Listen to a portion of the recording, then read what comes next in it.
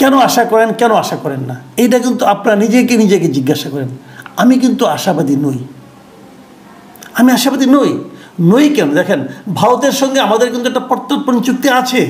আমাদের কোনো বন্দী ওখানে থাকলে, আমাদের কোনো অপরাধী যার বিরুদ্ধে মামলা আছে, সে ভারতে থাকলে তারা আমাদেরকে ফেরত দিতে বাধ্য।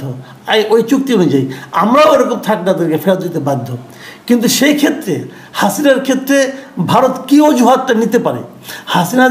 হাসিনাকে যে ভারত ফেরত দিতে চায় না এটা তো বুঝি, কিন্তু না চাইলেও যেহেতু একটা চুক্তি হয়েছে, চুক্তি কিন্তু ফেরত দিতে হয়। যে সকল সাপুড়ে খুব বেশি খেলে তারা কিন্তু সাপের কামড়েই মারা যায়। আওয়ামী লীগের সঙ্গে ভারত খেলেছে, ৭৩ সনে খেলেছে, ৭৪-এ খেলেছে, এমনকি মুক্তিযুদ্ধের সময় খেলেছে। স্পষ্টতই মুক্তিযুদ্ধের সময় ভারতের যারা দালাল ছিল, মোদির কাছে হাসিনাকে চাওয়া হয়েছে ফেরত, তো মোদি হাসিনাকে ফেরত দিবে না এটাই সবাই মনে করে, কিন্তু তারপরেও আলোচনা তো হয়েছে। আলোচনা হওয়া মানে কি মোদি একটা কিছু করতে পারে। তো মোদি কি আসলে আওয়ামী লীগের সাথে বা হাসিনার সাথে গাদ্দারি করবে কিনা, গাদ্দারি করে হাসিনাকে ফেরত দিবে কিনা? এবং আরেকটা আলোচনা উঠেছে যে আসলেও কি ডক্টর ইউনূস মোদির কাছে হাসিনাকে ফেরত চেয়েছে কিনা, এই প্রশ্ন কিন্তু উঠেছে। তো আমরা দুইটা আলোচনা শুনবো, সেখান থেকে দুইটা প্রশ্নেরই উত্তর পাবো যে হাসিনাকে ফেরত আসলেও কি চেয়েছেন, আর মোদি কি হাসিনাকে আসলে ফেরত দিবেন কিনা। চলুন আলোচনাগুলো শুনি। বিমস্টেকের যে শীর্ষ সম্মেলনটা হলো, সেখানে শেষ পর্যন্ত সকল সন্দেহ, সকল রকম দ্বিধাদ্বন্দ্ব অতিক্রম করে আমরা দেখলাম যে প্রধান উপদেষ্টা ডক্টর মোহাম্মদ ইউনূসের সঙ্গে ভারতের প্রধানমন্ত্রী নরেন্দ্র মোদীর একটা বৈঠক হয়েছে। 30 মিনিটের বৈঠক। 30 মিনিটে অনেক কথা বলা যায়, এবং শীর্ষ পর্যায়ে 30 মিনিটের বৈঠক কিন্তু অনেক বড় বৈঠক। অথচ এই বৈঠকটা যে হবে তা এক সপ্তাহ আগেও কিন্তু টের পাওয়া যাচ্ছিল না।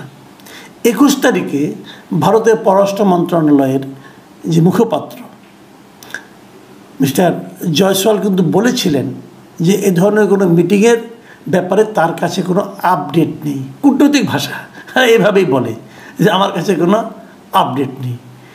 তারপরে এক সপ্তাহ পার হয়ে গেছে, কোনো নতুন আপডেট পাওয়া যায়নি। বাংলাদেশ যে বৈঠক করার জন্য চেষ্টা করছে সেটা আমরা জানি। আমাদের পত্রপত্রিকায় আমাদের কূটনীতিবিদরা বহুবার বলেছেন তারা চেষ্টা করছিলেন একটা বৈঠক যাতে হয়। বৈঠক একটা প্রয়োজন ছিল, কিন্তু প্রয়োজন ছিল এই কারণে যে ডক্টর ইউনূস দায়িত্ব নিয়েছেন সরকারের প্রায় 8 মাস। এই 8 মাসে দুটো প্রতিবেশী রাষ্ট্র ডক্টর ইউনূসের সঙ্গে নরেন্দ্র মোদীর একবারের জন্য কোনো বৈঠক হয়নি। বরঞ্চ আমরা দেখেছি যে নববর্ষে, ইংরেজি নববর্ষের শুভেচ্ছা নরেন্দ্র মোদীর পক্ষ থেকে এসেছে 27 দিন পর। ঈদের শুভেচ্ছা অবশ্য সঙ্গে সঙ্গে পেয়েছি আমরা। তো এগুলো থেকে বোঝা যাচ্ছিল যে শুরুতে যতটা তারা আমাদের ব্যাপারে শক্ত মনোভাব নিয়েছিল, বোধহয় কিছুটা চেঞ্জ হচ্ছে। এই চেঞ্জ হওয়ার পিছনে কী কারণ থাকতে পারে? চীনের সফর, এটা হতে পারে, হয়তো এটা একটা প্রেশার ছিল, অথবা পাকিস্তানের প্রধানমন্ত্রী ডক্টর ইউনূসের সঙ্গে ফোনে আলাপ করেছেন, এটাও একটা প্রেশার হতে পারে। হয়তো মোদি ভেবেছে যে তাহলে কি বাংলাদেশ তার হাত থেকে চলে যাচ্ছে কিনা, চীন অথবা পাকিস্তানের দিকে ঝুঁকছে কিনা, এই ঝুঁকিটা তারা নিবে কিনা, এটাও হতে পারে। কেন ঝুঁকিটা নিবে, ঝুঁকির বিনিময়ে তারা কী পাবে, হয়তো এটাও তারা চিন্তা করেছে। হয়তো হাসিনার জন্য এত বড় ঝুঁকি না, তাদের জন্য এখন আর লাভজনক হবে কিনা তাদের চিন্তা হয়তো এটাও থাকতে পারে। আমি জানি না কী ছিল, কিন্তু এই ধরনের চিন্তা ভাবনা কিন্তু আমাদের মতো মানুষের মনে আসে, যে যেখানে গত 7 দিনে একটা কথাও হলো না। এমনকি আপনারা দেখবেন, নিশ্চয়ই যে ছবি দেখেছেন আপনারা, যে ব্যাংকক যাওয়ার পর 3 তারিখে মানে 3 এপ্রিল যখন নাকি নৈশভোজ হয়, সেখানে মোদি এবং ডক্টর ইউনূস কিন্তু পাশাপাশি বসেছিলেন। কিন্তু পাশাপাশি বসলেও, দুজন লোক পাশাপাশি বসলে তাদের যেমন মুখের ভাব থাকে পরস্পরের দিকে একটা আন্তরিকতার ভাব, তা কিন্তু দেখা যায়নি। বরং দুজনেই মুখ চোখ একদম শক্ত করে বসেছিলেন। ওটা দেখেও কিন্তু একটা মানে আমাদের মধ্যে একটা সন্দেহ ছিল। কিন্তু যখন 4 তারিখ বিকেলে আমরা দেখলাম যে হোটেল লবিতে দুজনের মধ্যে একটা বৈঠক হলো, এবং সেই বৈঠকের আয়োজক কিন্তু ছিল ইন্ডিয়া, বাংলাদেশ না। ইন্ডিয়ার আয়োজন করে তারা অপেক্ষা করছিল, সেখানে মোদির সঙ্গে জয়শঙ্কর ছিলেন তাদের পররাষ্ট্রমন্ত্রী, এবং অজিত দোভাল ছিলেন। মানে ভারতের, আমি তো মনে করি যে এর চেয়ে উচ্চ পর্যায়ের বৈঠক আর হতে পারে না, তারা সবাই ছিলেন।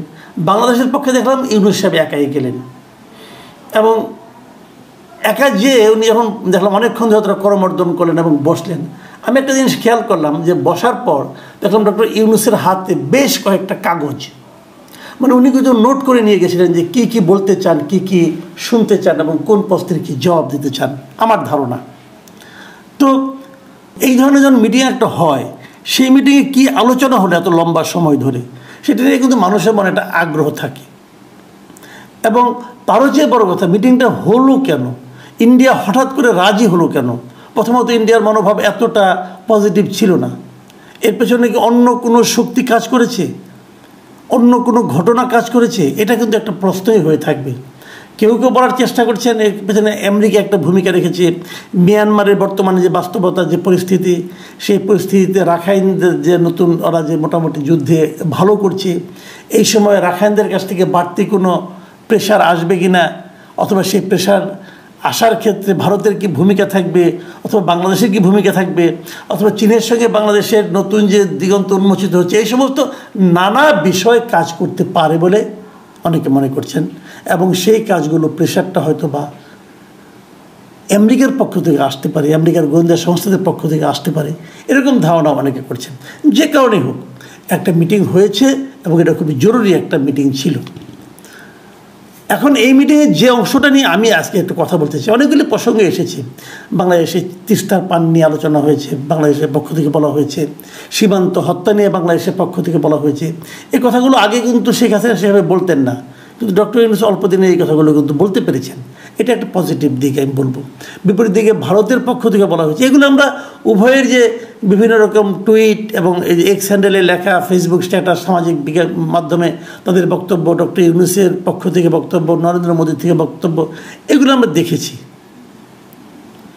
প্রশ্ন হচ্ছে, আমার আলোচনা হচ্ছে একটা বিষয় নিয়ে, সেটা হলো এই আলোচনায় বাংলাদেশের সাবেক প্রধানমন্ত্রী শেখ হাসিনাকে ফেরত দেওয়ার, প্রত্যার্পণ করার কোনো কথা কি হয়েছিল? এটা হলো আমার আজকে আলোচনার মূল বিষয়। আলোচনাটা এই জন্য করলাম যে ভারতের কোনো পত্রিকায়, ভারতের কোনো মিডিয়াতে আমি এই ধরনের প্রসঙ্গ উঠেছিল বলে আমি দেখিনি। আমি মোটামুটি খোঁজাখুঁজি করেছি, আমি দেখিনি। বাংলাদেশের পত্রিকায় কিন্তু উঠেছে। বাংলাদেশের কোন পত্রিকায় আমি দেখলাম? বাংলাদেশের অনেকগুলি পত্রিকায় আমি দেখলাম। এবং সেই পত্রিকাগুলো কাকে কোট করেছে? প্রধান উপদেষ্টার যে প্রেস সেক্রেটারি শফিকুল আলম, তাকে উদ্ধৃত করে তারা বলেছে যে তারা নাকি শেখ হাসিনাকে ফেরত দেওয়ার জন্য ডক্টর ইউনূস নাকি ভারতকে বলেছেন। এবং এই নিউজটা ভারতের যে বাংলা পত্রিকা, কলকাতার আনন্দবাজার পত্রিকা, তারাও লিখেছে অন্যভাবে। তারা কি করেছে, আমাদের প্রথম আলো পত্রিকাকে কোট করে, প্রথম আলো যে শফিকুল আলমকে উদ্ধৃতি করে কথাটা বলেছেন, সেই কথাটা বলে তারা এটাকে উদ্ধৃত করেছে। এবং সেখানে লিখেছে, আপনার পত্রিকার শিরোনামটা দেখেন, ভারতে আশ্রয় নেওয়া হাসিনাকে প্রত্যর্পণ নিয়ে আলোচনা হয়েছে মোদি ইউনূসের, দাবি বাংলাদেশের। বাংলাদেশ দাবি করছে যে এই ধরনের একটা আলোচনা হয়েছে, ভারত কিন্তু বলছে না কোথাও। এবং সেই নিউজের ভেতরে বলা হয়েছে, ব্যাংককে নরেন্দ্র মোদীর সঙ্গে বৈঠকে বাংলাদেশের অন্তর্বর্তী সরকারের প্রধান উপদেষ্টা মোহাম্মদ ইউনূস ক্ষমতাচ্যুত প্রধানমন্ত্রী শেখ হাসিনাকে প্রত্যর্পণের বিষয়টি উত্থাপন করেছেন। শুক্রবার এই দাবি করেছেন ইউনূসের প্রেস সচিব শফিকুল আলম। পুরো জিনিসটাই আমাদের উপর ওনারা চাপিয়ে দিলেন। এবং ওনারা কিন্তু স্বীকারই করছেন না, অথবা ওনারা কোনো মিডিয়া আমি দেখছিও না যে এই ধরনের কোনো কথা আছে। অথচ এই দাবিটা হতেই পারে, এটা কিন্তু অস্বাভাবিক কোনো দাবি নয়। কারণ শেখ হাসিনাকে ফেরত চেয়ে তো নয়াদিল্লির কাছে আমাদের দেশ থেকে কূটনৈতিক বার্তা গিয়েছিল গত ডিসেম্বরে। এবং সেই ডিসেম্বরে ডক্টর ইউনূস স্কাই নিউজকে বলেছিলেন যে বৈষম্য বিরোধী ছাত্র আন্দোলনের পূর্বে খুনের অভিযোগ সহ মানবতা বিরোধী একাধিক মামলায় হাসিনার বিরুদ্ধে গ্রেফতারি পরোয়ানা জারি করা হয়েছে। এটা তো উনিও বলেছিলেন। তো তাকে ফেরত দেওয়ার জন্য কূটনৈতিক বার্তার পাশাপাশি ডক্টর ইউনূস মোদিকেও বলেছেন কিনা, এই বিষয়টা জানার ব্যাপারে বাংলাদেশের মানুষের একটা আগ্রহ আছে। হয়তো সেই আগ্রহ মেটাতে যে শফিকুল আলম এই কথাটা বলেছেন। এখন শফিকুল আলম যে কথাটা বলেছেন সেটা আদৌ ঘটেছে, তার সপক্ষে ভারতীয় মিডিয়ার অথবা ভারতের কূটনীতিবিদদের কোনো ধরনের কথা পাওয়া যাচ্ছে না। আমি অন্তত পাইনি, হয়তো আছে, আমি জানি না। আমি এখন এই জায়গা থেকে একটু শিফট করে বলি, সেটা হলো যে এই দাবি যদি করেও থাকেন তাহলেও কি আপনারা কি আশা করেন যে ভারত শেখ হাসিনাকে ফেরত পাঠাবে? কেন আশা করেন, কেন আশা করেন না? এইটা কিন্তু আপনারা নিজেকে জিজ্ঞাসা করেন। আমি কিন্তু আশাবাদী নই, আমি আশাবাদী নই কেন? দেখেন, ভারতের সঙ্গে আমাদের কিন্তু একটা প্রত্যর্পণ চুক্তি আছে। আমাদের কোনো বন্দী ওখানে থাকলে, আমাদের কোনো অপরাধী যার বিরুদ্ধে মামলা আছে, সে ভারতে থাকলে তারা আমাদেরকে ফেরত দিতে বাধ্য। ওই চুক্তি অনুযায়ী আমরাও এরকম থাকলে তাদেরকে ফেরত দিতে বাধ্য। কিন্তু সেই ক্ষেত্রে হাসিনার ক্ষেত্রে ভারত কী অজুহাতটা নিতে পারে? হাসিনাকে যে ভারত ফেরত দিতে চায় না এটা তো বুঝি, কিন্তু না চাইলেও যেহেতু একটা চুক্তি হয়েছে, চুক্তি কিন্তু ফেরত দিতে হয়। কি বলতে পারে ভারত যে আমি ফেরত দেবো না? বলতে পারে যে চুক্তিতে একটা ক্লজ আছে। সেই ক্লজটা হলো, যদি আশ্রয়দানকারী দেশ মনে করে যে এই লোককে ওই দেশে ফেরত পাঠালে নিজ দেশে যে এই ব্যক্তি রাজনৈতিক প্রতিহিংসার শিকার হতে পারে, যদি উনি মনে করে, তাহলে তারা নাও দিতে পারে। এই ক্লজটা কিন্তু আছে। সেই কাজটা কিন্তু আমরা করে ফেলেছি।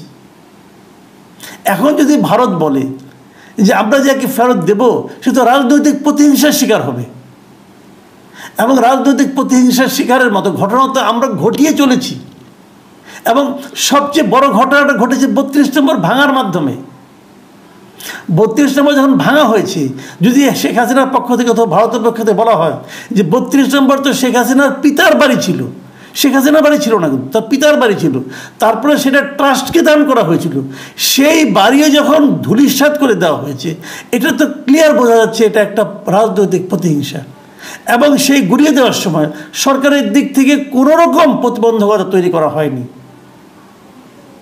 কেন করা হয়নি? কারণ ওইটা ভাঙার জন্য সম্পূর্ণ দায় দায়িত্ব নেওয়া উচিত। আমি মনে করি সম্পূর্ণ উস্কানিমূলক কথাবার্তা কে বলেছিল? ফ্রান্সে থাকা পিনাকি ভট্টাচার্য, তিনি মানুষকে ওখান থেকে খেপিয়ে দিয়েছিলেন এই বাড়িটা ভাঙার জন্য। আমি তখনই প্রশ্ন করেছিলাম, এই বাড়িটা আপনি ভেঙে কি লাভ করলেন? কি লাভ আপনি করলেন?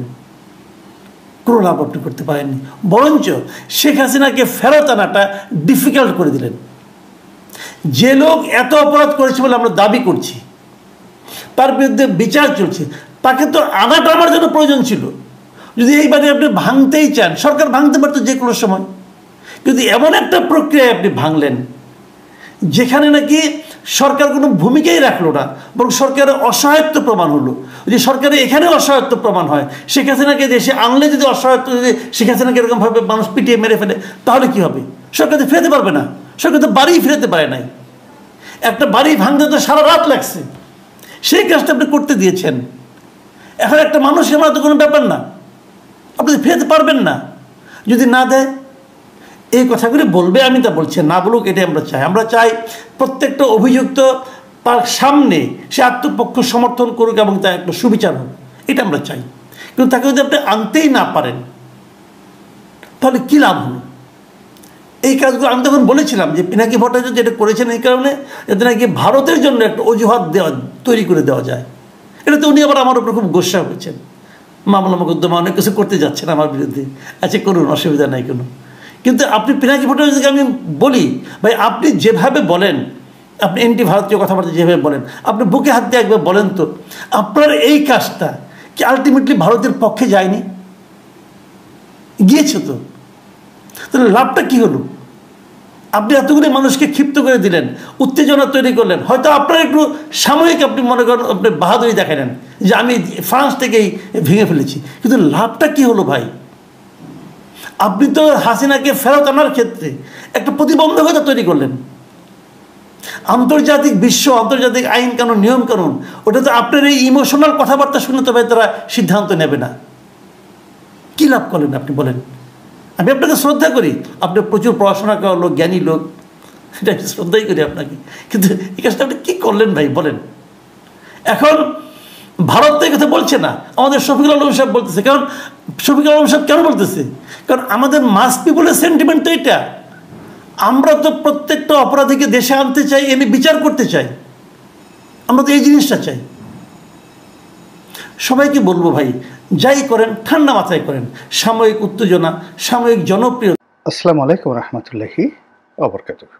সম্মানিত দর্শক, ব্যাংককে নরেন্দ্র মোদী এবং ডক্টর মোহাম্মদ ইউনূসের বৈঠক, এবং সেই বৈঠকে ডক্টর মোহাম্মদ ইউনূস শেখ হাসিনাকে বাংলাদেশে ফেরত দেওয়ার ব্যাপারে যে অনুরোধ করেছেন, এটি বাংলাদেশ ভারত সম্পর্কের ক্ষেত্রে একটি নতুন অধ্যায়।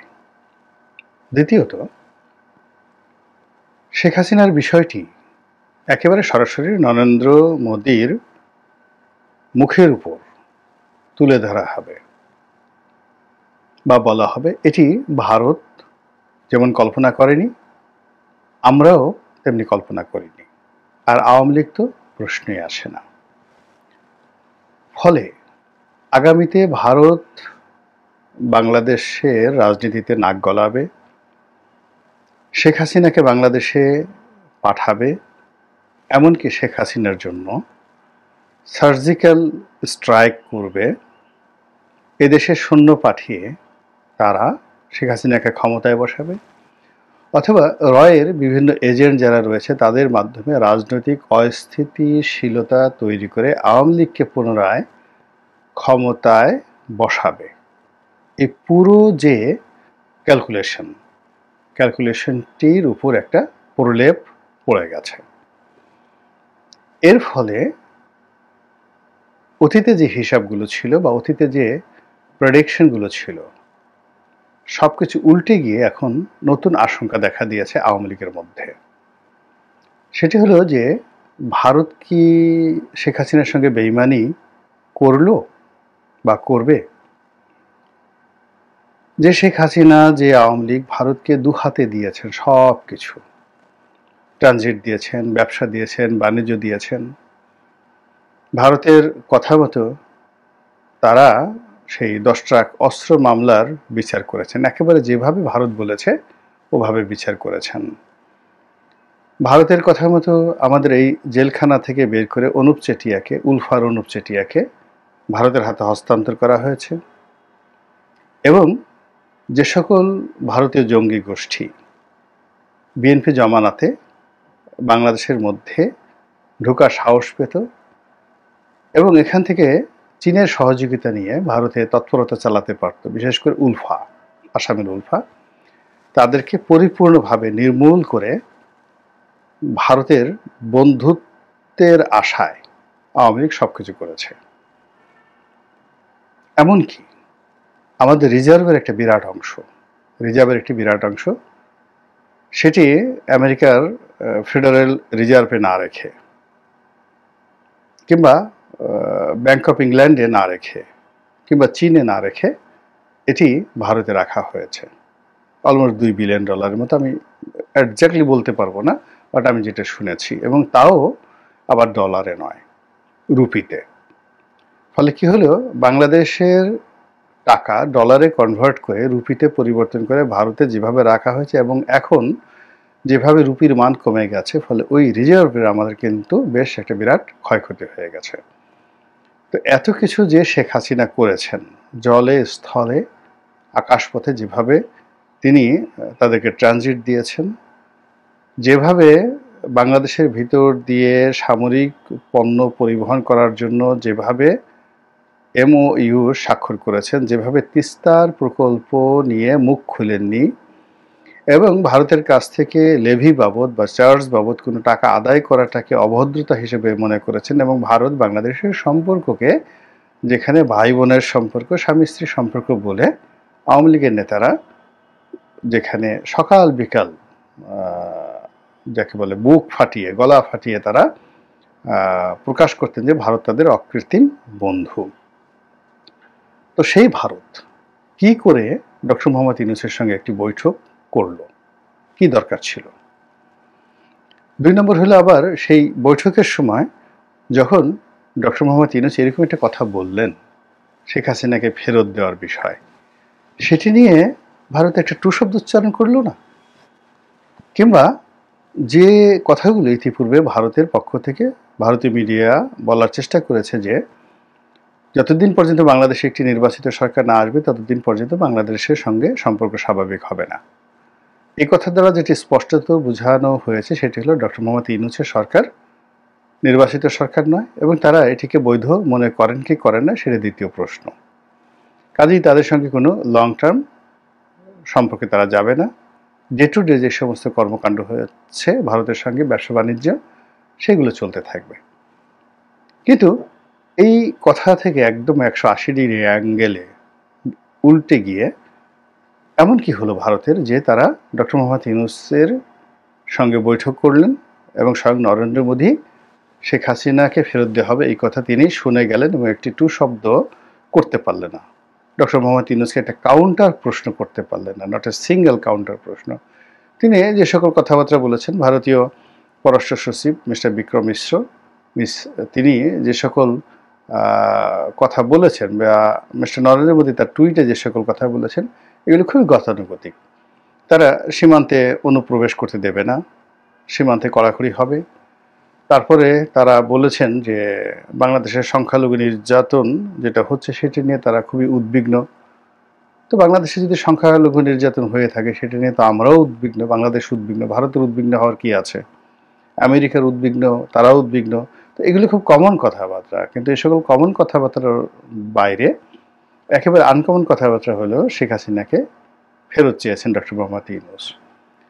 ফলে কি হলো, আওয়ামী লীগের মধ্যে ভীষণ রকম হতাশা ছড়িয়ে পড়েছে, অস্থিরতা ছড়িয়ে পড়েছে, এবং সবাই বলার চেষ্টা করছেন যে ভারত আসলে কি শেখ হাসিনার সঙ্গে বেইমানি করেছে কিনা বা করবে কিনা। যদি সত্যিকার অর্থে ডক্টর মোহাম্মদ ইউনূসের হাতে শেখ হাসিনাকে প্রত্যাবর্তন করতে দেয়া হয় বা প্রত্যাবর্তন করা হয়, ও মাই গড, আওয়ামী লীগের জন্য একটা ডিজাস্টার হয়ে যাবে, ভীষণ রকম ডিজাস্টার হয়ে যাবে।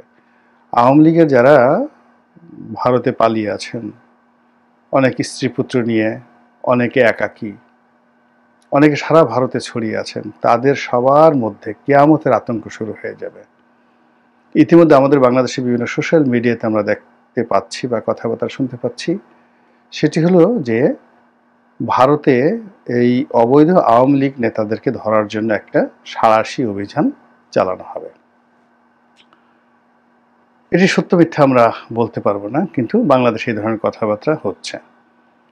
যেখানে ডক্টর মোহাম্মদ ইউনূসের সঙ্গে নরেন্দ্র মোদীর একটা বৈঠক হতে পারে আমরা বিশ্বাস করতে পারিনি, কিন্তু সেটা হয়েছে। তো সেক্ষেত্রে যদি বাংলাদেশে যারা পালিয়ে আছেন তাদের সবার বিরুদ্ধে মামলা আছে, মোকদ্দমা আছে, তাদের ব্যাপারে সরকার ফুটনোট পাঠায়, ভার্বাল নোট পাঠায় এবং ইন্টারপোলের মাধ্যমে রেড অ্যালার্ট জারি করে, ফলে তাদেরকে ধরার জন্য যদি ভারতীয় পুলিশ সেটি কার্যকর করে, তাহলে বোঝার চেষ্টা করেন যে কী অবস্থা তৈরি হয়ে যাবে। এর কারণ হলো ভারত তো সবার জন্য ঝুঁকি নিতে পারবে না।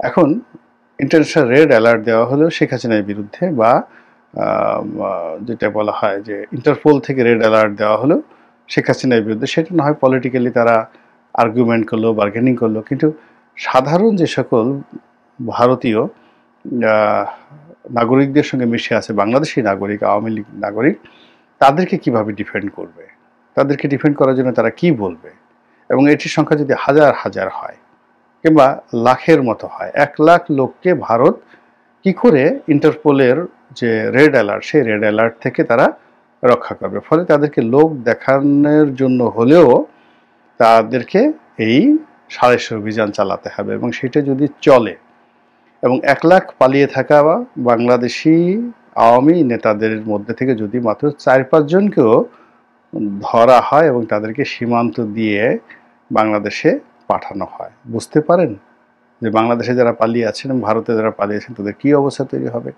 ফলে কি হচ্ছে, আওয়ামী লীগ নেতাদের মধ্যে প্রচণ্ড রকম আতঙ্ক দেখা দিয়েছে, ভয় দেখা দিয়েছে, এবং সেই ভয়টা মিস্টার নরেন্দ্র মোদী এবং তার সরকার কিভাবে দূর করবেন সেটি এখন খুবই বিবেচ্য বিষয়। এবং সেটা যদি দূর করতে না পারেন তাহলে বাংলাদেশের সঙ্গে আসলে ভারতের যে সম্পর্ক, এটি আওয়ামী লীগ যেভাবে গড়ে তুলেছে বা আওয়ামী লীগ যেটা দিয়েছে ওটা আসলে অন্য কেউ দিতে পারবে না।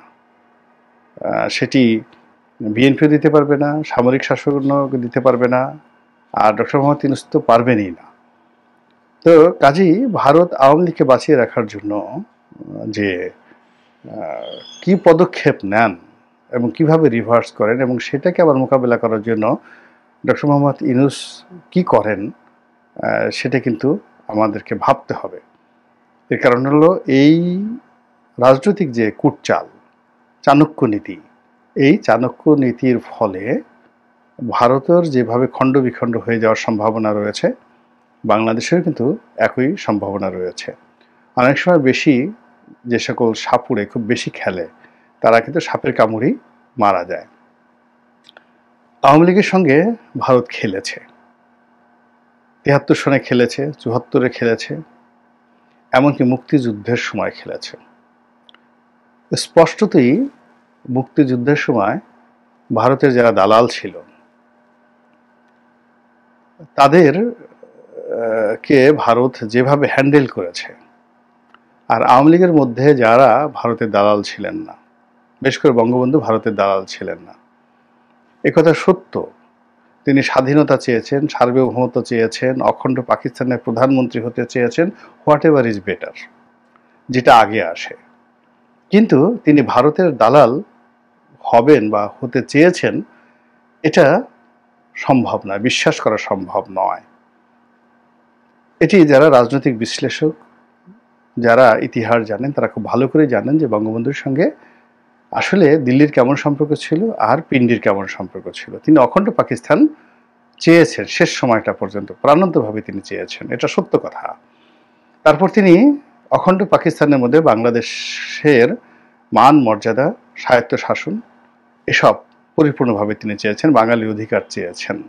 কিন্তু তিনি বিচ্ছিন্নতাবাদী হতে একেবারে চেয়েছেন, স্বাধীন চেয়েছেন। এটি যদি 25শে মার্চ ঘটনা না ঘটত তাহলে এটি হতো না। 25শে মার্চে পাকিস্তানের কারণেই মূলত 26শে মার্চ ঘটেছে, এটা বাস্তবতা, এটা কোনো অস্বীকার করার উপায় নাই। আর ভারত সেই আগরতলা ষড়যন্ত্র মামলা থেকে শুরু করে 1958 সন থেকে বাংলাদেশের বিরুদ্ধে যেভাবে লেগে আছে এবং যেভাবে আওয়ামী লীগের মধ্যে তাদের দালাল শ্রেণী তৈরি করে রেখেছিল, সেই দালালদের কারণে মুক্তিযুদ্ধের সময় মুজিব বাহিনী হয়েছে, সেই দালালদের কারণে জাসদ হয়েছে, সেই দালালদের কারণে খন্দকার মোশতাক তৈরি হয়েছে, সেই দালালদের কারণে বঙ্গবন্ধুর হত্যাকাণ্ড ঘটেছে। একই অবস্থা আওয়ামী লীগের ক্ষেত্রে হয়েছে 2014 থেকে। আওয়ামী লীগের মধ্যে একটা বিরাট প্রো আমেরিকান গ্রুপ ছিল, আওয়ামী লীগের মধ্যে একটা বিরাট প্রো ইন্ডিয়ান গ্রুপ ছিল, আর তারা শেখ হাসিনাকে সকাল একবার আমেরিকার দিকে নিয়ে যেতেন, বিকেল একবার ভারতের দিকে নিয়ে যেতেন, আর ভোর রাত্রে নিয়ে যেতেন চীনের দিকে।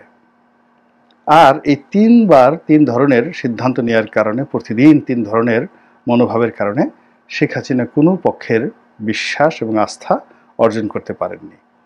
ফলে শেখ হাসিনাকে একটা শিক্ষা দেওয়ার জন্য ভারত বিভিন্ন সময় চেষ্টা করেছে, চাপ প্রয়োগ করেছে, অপমান করেছে, কষ্ট দিয়েছে, এবং তারই ধারাবাহিকতায় এই লাস্টে যে ঘটনাটি ঘটছে সেই ঘটনার প্রেক্ষাপটে তিনি এখন দিল্লিতে আছেন। কাজেই দিল্লি যদি তাকে বাংলাদেশের হাতে তুলে দেয়, এটা অস্বাভাবিক কিছু নয়।